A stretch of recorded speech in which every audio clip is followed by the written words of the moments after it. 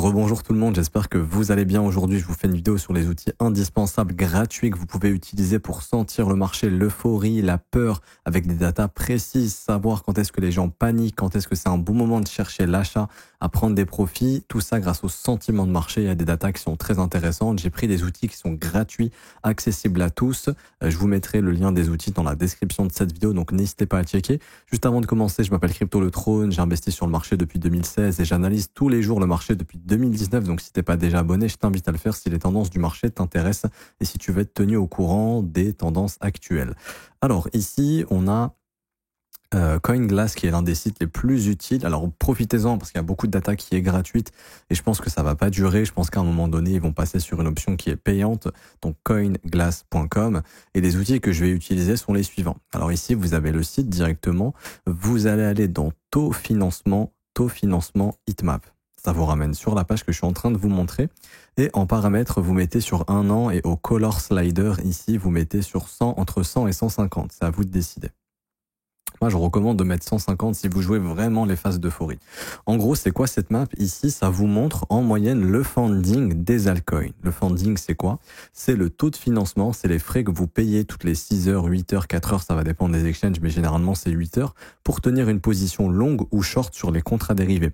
Plus le funding va être élevé, donc plus il va être positif, plus ça va indiquer que ça coûte cher d'acheter sur les contrats dérivés l'actif. Et en gros, ça signifie quoi? Ça signifie qu'il y a trop d'acheteurs sur les contrats dérivés comparés au spot et que les gens prennent beaucoup de risques sur les contrats dérivés. Donc là, ça vous indique que le sentiment, il est très euphorique, les gens risquent plus que ce qu'ils peuvent se le permettre, ils achètent à levier.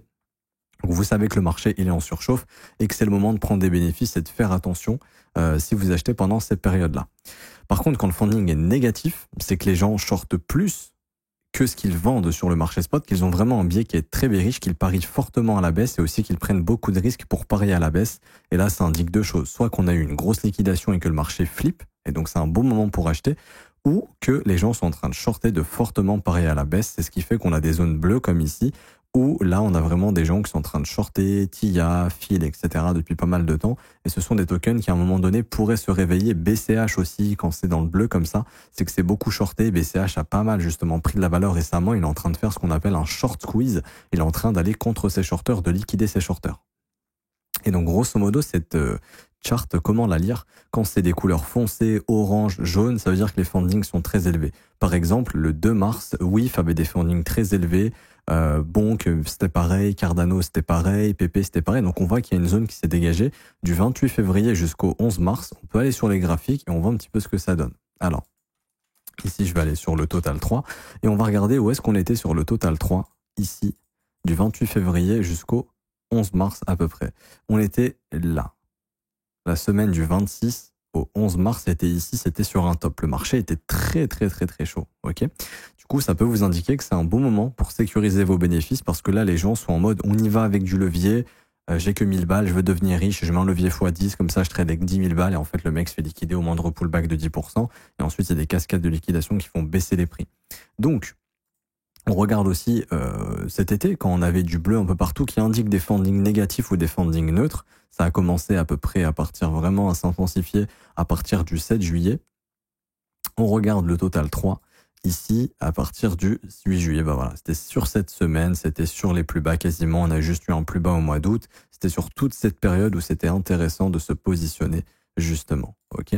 Donc ça, vraiment très bon indicateur. Ensuite, vous allez pouvoir utiliser, il y en a d'autres sur CoinGlass, je vous montre ça après, je vous montre un autre site qui s'appelle velo.xyz, très intéressant. Vous allez pouvoir afficher le funding sur les contrats dérivés, donc sur un actif en particulier, donc là c'est le Bitcoin, l'open interest, donc est-ce que les gens ouvrent ou ferment des positions massivement, et les liquidations. Alors moi je vous recommande, si vous êtes débutant, de juste mettre funding et open interest. Donc ça s'appelle indicateur, vous écrivez funding, vous mettez aggregated funding ici pour avoir le funding de tous les exchanges et pas d'un exchange précis, ok. Donc là, on veut le funding de tous les exchanges, la moyenne de tous les exchanges. Et ensuite, vous mettez ici aggregated open interest. Et donc, vous allez avoir ces deux datas-là. Alors, vous n'aurez pas celle-ci là en jaune et blanc, c'est moi qui l'ai mis, il n'y en a pas besoin, c'est un truc perso. Mais ici, vous allez avoir l'open interest exprimé en dollars. Et donc, quand vous voyez que l'open interest explose, c'est que les gens prennent beaucoup de positions. Et ce qui est puissant, c'est de voir quand l'open interest explose et que le funding explose. Là, vous savez que les gens sont en train de prendre beaucoup de risques. Par exemple, ici, l'open interest explose, le funding augmente, bam, on a un mouvement de liquidation qui vient nettoyer des gens, et là, vous avez des liquidations que vous pouvez ajouter si vous le voulez. Pareil, quand les gens short, etc., vous aurez des fundings qui sont négatifs. Donc, un bon moment pour se positionner sur le Bitcoin, par exemple, c'est quand sur cette charte, on a du rouge. C'est que le funding est négatif et donc ça correspondait à ses plus bas, ici, autour des 54 000. Et c'est dur de se positionner à l'achat parce que généralement, votre sentiment, il est bearish à ces moments-là. Et donc, c'est un bon moment pour aller contre son sentiment et acheter, ok, pour faire de l'investissement. Ici, par exemple, également, si on prend un peu de recul, il y avait des phases de funding négatif, c'était un bon moment pour se positionner tranquillement, sans trop de risques, même ici sur ce dump. Ici également sur ce dump, bon moment. Et là, toute cette phase après le crack avec la chute des FTX, tout le monde ne croyait plus au marché crypto. C'était un bon moment pour acheter. Ça, vous le voyez avec le funding. Et pareil, sur le funding des altcoins, c'est la même chose. Donc ça, c'est le deuxième outil. On revient sur CoinGlass, ok. Outil supplémentaire qui est très intéressant. Vous avez le taux de financement en dehors de la heatmap. Donc là, vous avez directement tous les fundings. Donc, vous pouvez voir sur toutes les paires qui vous intéressent. Vous mettez les fundings les plus élevés, par exemple. Alors, je sais plus exactement comment on fait. Ici, voilà. Par exemple, sur Binance, les fundings les plus élevés, il y a ces tokens-là. Peut-être faut les éviter.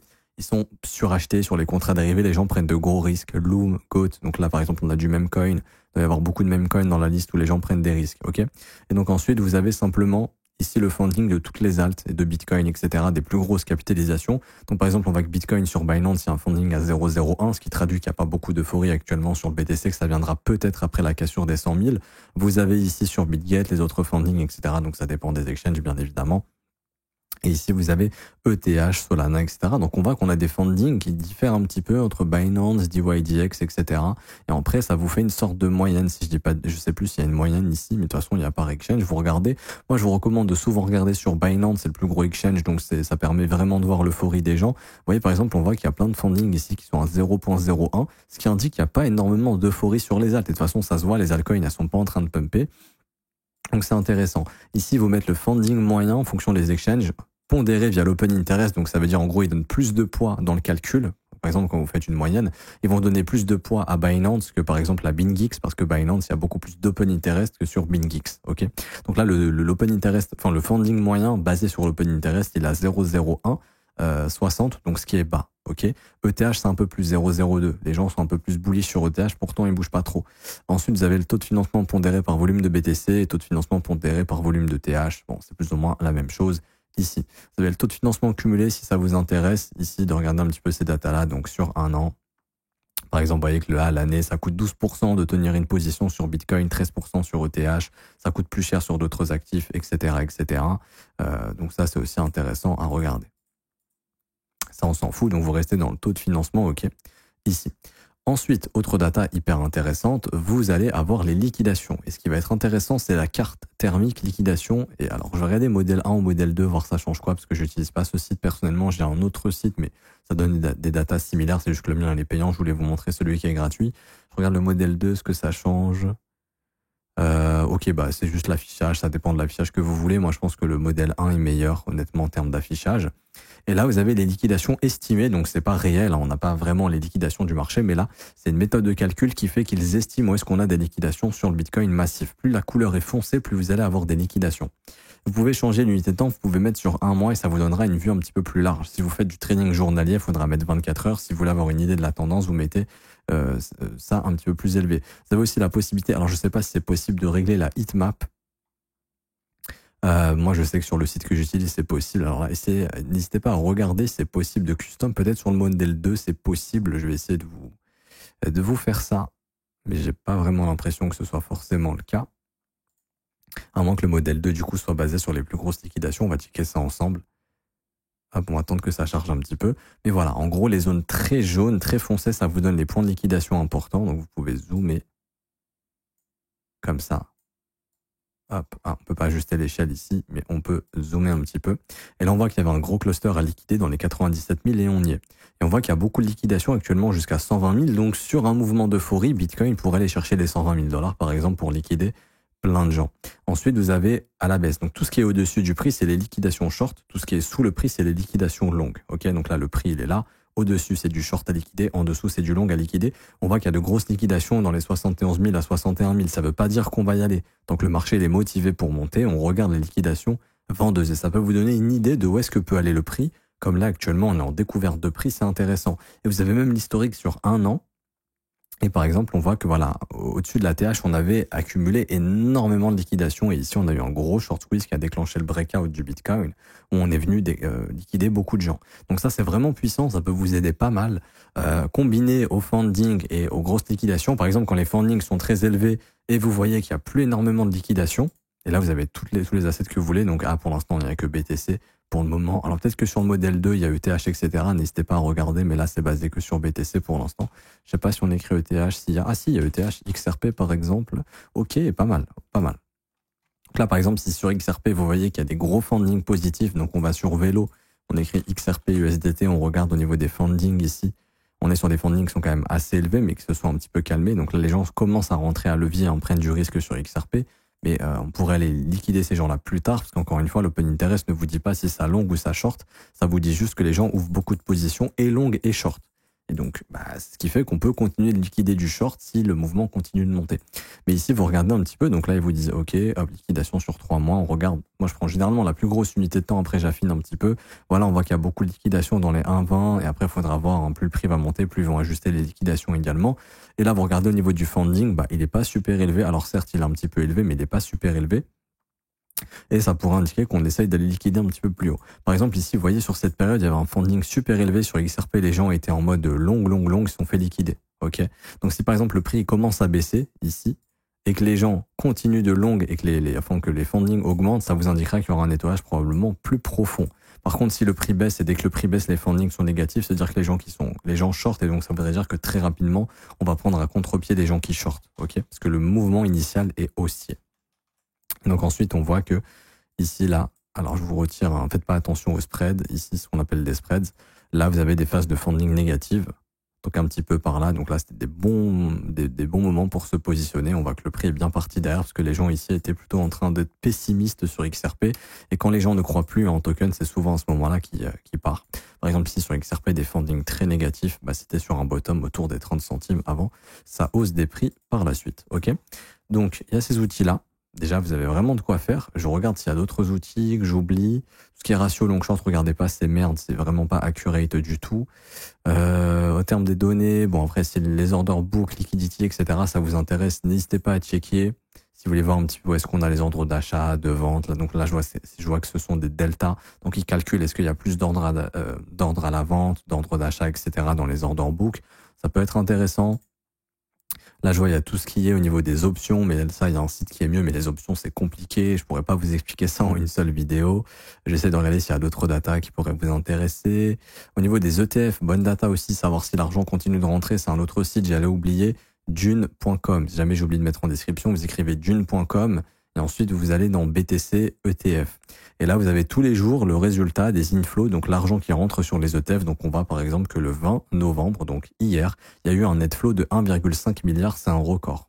Donc, il y a eu énormément d'achats du côté des ETF. Et donc, cet achat se répercute sur le spot, donc soit instantanément ou quelques jours après, le temps que BlackRock, etc., fassent les achats pour couvrir leur ETF avec du Bitcoin en fonction de l'argent qu'ils ont sous gestion.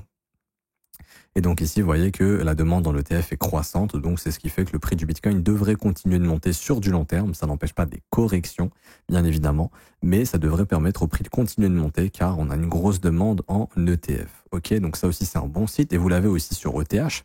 Et ce qui explique que ETH est à la trend face à Bitcoin actuellement, donc Ethereum est à la trend face à Bitcoin, c'est parce que du côté de ces ETF, on a des inflows de 300 millions, 100 millions. Là, on n'en a pas, on a des outflows. Donc il y a beaucoup moins de demandes du côté de l'ETF Ethereum que de l'ETF Bitcoin. C'est ce qui explique cette performance de Bitcoin face à Ethereum. Mais à un moment donné, personnellement, je fais le pari que la demande en ETF Ethereum va arriver, qu'on devrait revoir de gros inflows. Ça a été le cas là récemment. Du 12 novembre jusqu'au 14 novembre, on voit qu'il y a eu de la grosse demande et on voit que du coup Ethereum intéresse. Mais je pense qu'il lui faut un peu plus de volatilité pour motiver certaines institutions à se mettre sur Ethereum. Mais je pense que c'est une question de temps avant que ce soit vraiment le cas. Et donc on le verra ici avec la hausse de cette demande en ETF. Ok. Je réfléchis à d'autres sites. Franchement, il y a plein de sites que vous pouvez utiliser, mais là vraiment vous avez déjà de quoi faire. C'est vraiment Pour moi, le taux de funding, c'est le plus important. Ça vous donne vraiment l'intérêt du marché. Est-ce qu'il y a d'intérêt à liquider au sud ou à liquider au nord, donc à faire monter les prix? Ça vous montre vraiment quand le marché est en surchauffe. Donc là, par exemple, sur ce pump, là, sur les 30 derniers jours, il y a des petites zones de surchauffe. Le 14 novembre, on voit qu'il y a eu des dips depuis le 14 novembre sur les altcoins. Mais si vous prenez du recul sur un an, on voit qu'on n'est vraiment pas encore dans une zone chaude. Ça, c'était le cas de février à mars. Là, c'est vraiment pas le cas.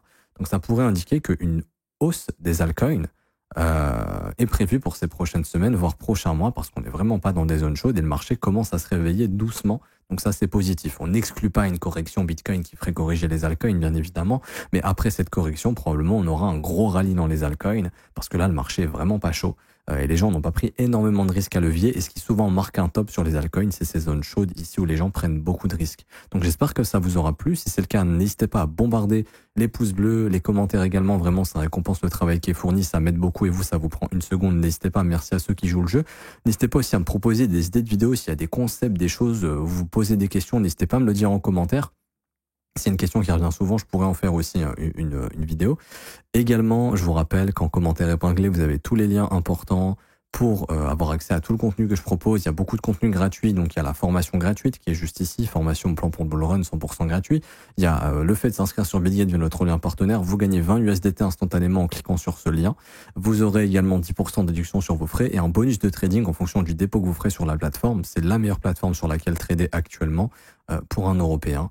Et en plus de ça, vous aurez accès au copy trading où vous pourrez, ça répliquera tous les trades qu'on exécute via le copy trading sur votre compte. Vous avez les résultats journaliers dans le Discord.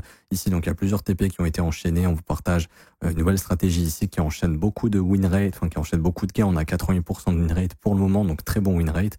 Vous avez également d'autres stratégies qui sont disponibles. Je vous laisse regarder cette vidéo ici, configurer le copy trading si vous souhaitez y avoir accès. On a publié toutes les performances. On essaye de viser 20-30% annuel. C'est un petit peu l'objectif qu'on s'est donné. Là, par exemple, la nouvelle stratégie est déjà 7% mensuel, ce qui est vraiment pas mal. Du coup, on serait dans les clous, en théorie. Et donc voilà, c'est 100% gratuit, je le rappelle. Vous regardez cette vidéo, vous suivez les étapes pas à pas, je vous explique absolument tout. Et pour ceux qui veulent rejoindre mon école de trading et se former à mes côtés tous les jours du lundi au vendredi, ça commence à partir de seulement 49 € par mois, sans engagement. Vous avez les offres après 3, 6 et 12 mois si vous le souhaitez, si vous voulez vous engager et payer moins cher. Mais l'abonnement mensuel est sans engagement. Et vous avez tout le descriptif. Vous aurez aussi accès à la formation de l'école, qui est composée de 19 heures de cours, 8 modules. Il y a tout ce qu'il faut pour vous former de A à Z. Je vous attends à l'école. On se retrouve demain pour une prochaine vidéo. Bonne journée à tous. À demain. Ciao, ciao.